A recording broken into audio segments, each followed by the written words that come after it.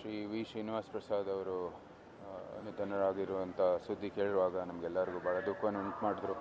ನನ್ನ ದತ್ತು ಸ್ವೀಕಾರ ಸಮಯದಲ್ಲಿ ಅವರು ಡಿಸ್ಟ್ರಿಕ್ಟ್ ಇನ್ಚಾರ್ಜ್ ಆಗಿದ್ದರು ಮೈಸೂರಲ್ಲಿ.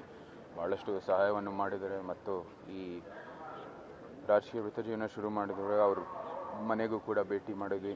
ಆವಾಗ ಅವರು ನಮಗೆಲ್ಲ ಒಂದು ರೀತಿಯ ಪ್ರೋತ್ಸಾಹವನ್ನು ಕೊಟ್ಟರು. ಅವರೇ ಇದು ಆರೋಗ್ಯಕಾರರಿದ್ದರೆ ಅವರು ಹೇಳಿದರು, ಬಂದು ಪ್ರಚಾರನೇ ಮಾಡ್ತಾಯಿದ್ರು ಅಂತಲೂ ಕೂಡ ಹೇಳಿದರು. ಸೊ ಆ ನಿಟ್ಟಿನಲ್ಲಿ ಇದು ಭಾಳ ಒಂದು ದುಃಖವನ್ನು ಉಂಟಾಗಿದೆ. ಅವರ ಆತ್ಮಕ್ಕೆ ಶಾಂತಿ ಸಿಗಲಿ ಅಂತ ಪ್ರಾರ್ಥನೆ ಮಾಡ್ತೀವಿ.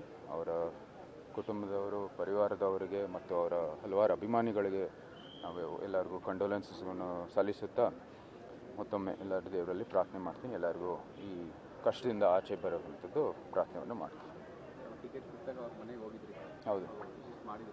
ಹೌದು, ಒಂದು ದೊಡ್ಡ ಪ್ರೋತ್ಸಾಹವನ್ನು ಕೊಟ್ಟರು. ಅದ್ರ ಜೊತೆಗೆ ಅವ್ರು ಹೇಳಿದ್ರು, ಇದು ನಾನು ಆರೋಗ್ಯಕಾರರಿದ್ದರೆ ನಾನೇ ಪ್ರಚಾರಕ್ಕೆ ಬರ್ತಾಯಿದೆ ಅಂತ ಹೇಳಿದ್ರು. ಸೊ ಹಿರಿಯ ನಾಯಕರು, ಚಾಮರಾಜನಗರ ಇರ್ಬೋದು, ಮೈಸೂರಲ್ಲೂ ಕೂಡ ಭಾಳಷ್ಟು ದೊಡ್ಡ ಕೊಡುಗೆ ಇದೆ. ಹಲವಾರು ಅಭಿಮಾನಿಗಳಿದ್ದಾರೆ.